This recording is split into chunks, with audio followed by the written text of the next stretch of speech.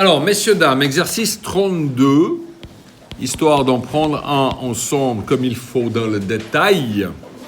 On est dans le MRU, petit rappel donc, MRU, mouvement rectiligne uniforme. Donc, on se déplace, mouvement rectiligne en ligne droite, uniforme, la vitesse est toujours la même. On avait 3 équations, je les réécris ici pour s'en rappeler. La position, la vitesse, l'accélération. De par la définition de ce mouvement MRU, on avait que la vitesse était toujours une constante. Ça découle directement de la définition du MRU. Du coup, si la vitesse est une constante, l'accélération est nulle. Il n'y a pas de changement de vitesse. Et du coup, si la vitesse est constante, la position, ce sera cette vitesse fois la durée durant laquelle je me déplace à cette vitesse, plus éventuellement une position initiale x0. On avait écrit x0 plus vt, mais je peux échanger ici les deux, et j'ai vt plus x0. Dans l'exercice 32, on a 2 mobiles. On a un mobile A, dont la position à chaque instant est donnée par moins 2t plus 4, et un mobile B, dont la position est donnée par 3t plus 7. Ici, ce qu'on doit comprendre, c'est que ces positions sont des fonctions du temps. Ça, mathématiquement, ça correspond à f de x égale genre moins 2x plus 4. Donc ça, c'est une fonction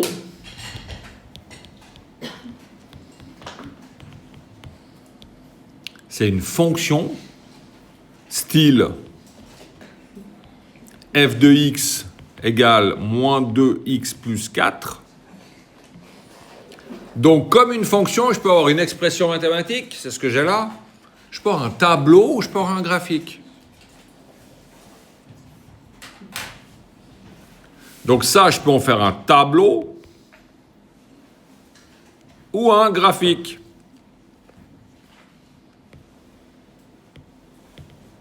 Là, je fais des grosses parenthèses pour comprendre tout ça. Ce n'est pas encore les questions qui nous sont posées.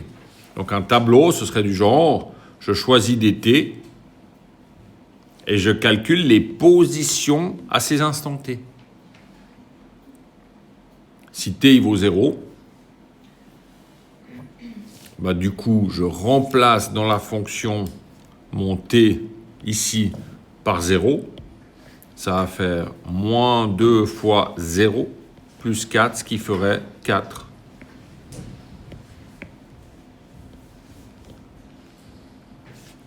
Si je veux connaître la position après 5 secondes, moins 2 fois 5 plus 4 égale 16. Je remplace mes temps par les valeurs que je choisis. Du coup, ça me donne un graphe de la position en fonction du temps. En 0, j'ai 4. En 5, j'ai 16. Puis comme c'est une fonction affine, ça donne une droite. Ce que j'aurais pu trouver directement grâce à l'expression mathématique, avec moins 2 égale la pente, qui est la vitesse, et avec 4 égale l'ordonnée à l'origine, qui vaut 4. J'ai déjà dit. Qui vaut x0. Donc tout ça, on fait les liens avec les maths. Puis là, on se dit, mais c'est trop stylé. Je lis dans vos yeux, je vois que vous dites, c'est trop stylé. Ah, c'est trop stylé? Non, c'est pas trop stylé.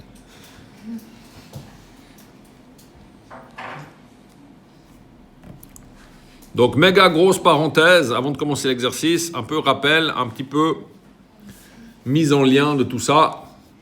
Donc, une fonction mathématique, c'est une expression mathématique, un tableau, un graphique. Quand vous étiez en 7-8e, vous aviez des tableaux et vous faisiez des graphiques. Ou alors, vous aviez des graphiques, il fallait donner les points des coordonnées. Après, tranquillement, au 9e, 10e, on vous a donné des fonctions sous l'expression mathématique. Et il fallait retrouver le graphique.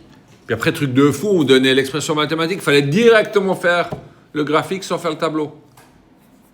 Ben, nous, on est capable de jongler entre ces trois représentations.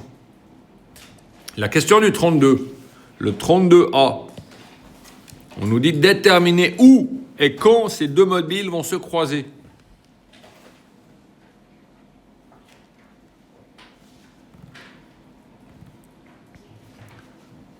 Bah, soit je fais les graphiques et je regarde sur les graphiques quand ça se croise.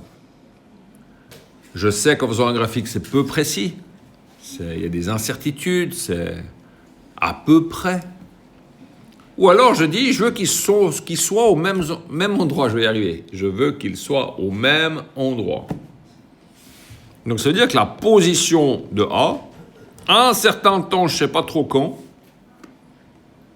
ça doit être égal à la position de B au même moment. Or, je connais XA, ça doit être égal à 3T plus 7.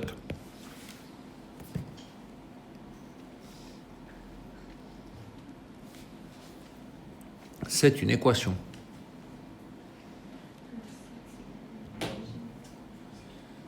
C'est une équation du premier degré. Il faut que je mette toutes les inconnues du même côté. Idéalement, là où il y en a le plus. Il faut que je mette les nombres de l'autre côté. Alors, où c'est qu'il y a le plus de t? C'est à droite, 3t. Donc, je vais essayer de faire disparaître un moins 2t. Pour faire disparaître un moins 2t, je dois ajouter 2t des deux côtés. À gauche, il reste 4. À droite, il y aura 5t plus 7. Ensuite, je dois faire disparaître ce plus 7. Ce qui va le faire apparaître à gauche. Des fois, vous dites, je vais le mettre à gauche. Pas tout à fait. Au fait, ce qu'on fait, c'est que des deux côtés de l'équation, j'ajoute ou j'enlève une même quantité. Il faut imaginer ces deux côtés de l'équation, qu'on appelle les membres de l'équation, comme des plateaux de balance à l'équilibre. Si maintenant c'est à l'équilibre parce que c'est marqué égal, parenthèse, pourquoi le signe égal est-il représenté par deux petits traits? Parce que comme disait celui qui l'a inventé, je ne sais plus qui, qu'est-ce qui est plus identique que deux traits identiques? Donc égal parce que deux traits égaux. Fin de parenthèse. Donc c'est égal, les deux balances sont à l'équilibre. Si je rajoute une pomme de chaque côté, ça va rester à l'équilibre. Si je remets 100 balles des deux côtés, ça va rester à l'équilibre. Si je divise par 5 des deux côtés, ça va rester à l'équilibre. Donc là, je vais enlever 7 des deux côtés. Et ça va rester à l'équilibre. Donc j'ai toujours le égal, mais j'ai 5D égale moins 3. Puis enfin, là, j'ai un 5T, mais moi, je m'en fous de savoir combien ça fait 5T. Moi, je veux savoir 1T, combien ça fait. Donc on divise par 5. Eh bien, 1T, ce que je voulais, est moins 3 divisé par 5, ça fait moins 0,6. Donc, à T égale moins 0,6 secondes, ils se croisent. En réalité, ils se sont croisés. C'est-à-dire avant qu'on lance le chrono. Ils se sont croisés dans le passé. C'est une façon de voir les choses. L'autre façon de voir, c'est de dire ils se croiseront plus.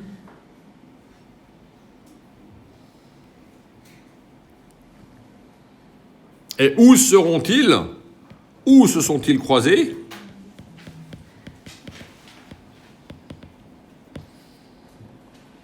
Eh bien, en X de A, là où il était à moins 0,6 secondes, qui normalement devrait être égal à XB en moins 0,6 secondes. On vient de voir qu'à ce moment-là, ils sont au même endroit. Donc en théorie, si je check ça, ils devraient être au même endroit. Si ce n'est pas le cas, quelque part, j'ai foiré.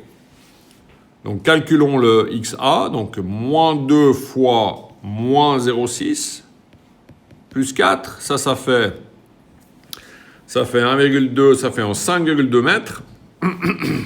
Donc j'ai remplacé, là, comme tout à l'heure, j'ai remplacé mon T par moins 0,6. Je check que c'est bien égal à XB, donc XB, ça ferait 3 fois moins 0,6, plus 7. Incredible, ça fait aussi 5,2 mètres. Donc, c'est bien. Au moins, ils se sont croisés dans le passé, mais au moins j'ai fait juste. Effectivement, ils étaient au même endroit à ce moment-là, avant qu'on lance le chrono. Donc, question A, ils se sont croisés en t égale moins 0,6 secondes, et ils étaient tous les deux à 5,2 mètres. En vrai, ça, j'aurais pas eu besoin de le faire. La deuxième partie pour B.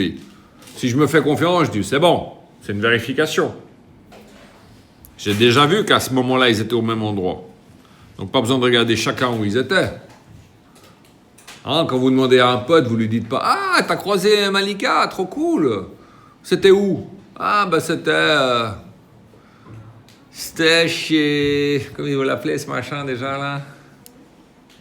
Je cherche ce truc café que j'aime pas. Comment il s'appelle, le café vert, là? Ah, voilà, on connaît ça. C'était chez Starbucks. Ah, tu l'as croisé chez Starbucks? Puis elle était où? Bah, elle était chez Starbucks. Hein, c'est ça? Petit B.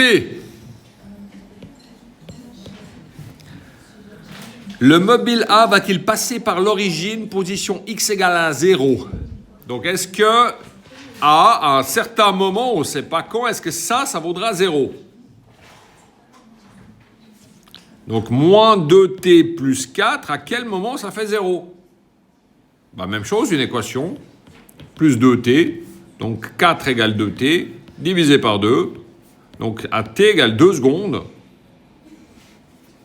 à t égale 2 secondes, xa, ou plutôt a, enfin xa à t égale 2 secondes égale à 0.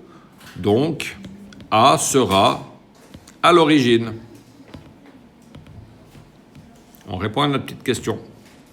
Et puis pour le mobile B, à quel moment xb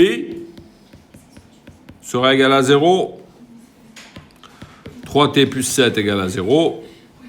3t égale moins 7. Là, on comprend déjà qu'il va y avoir un bug. Donc, moins 3 septièmes. Moins 0, 4, 2, 8, 5, 7, 1, 4, 3 secondes.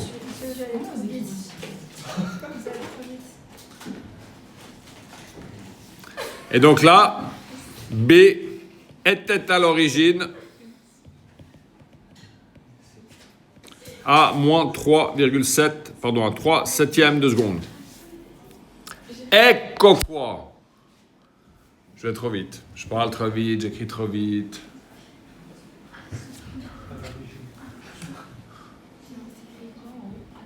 Ah, ça réveille après la sieste, hein?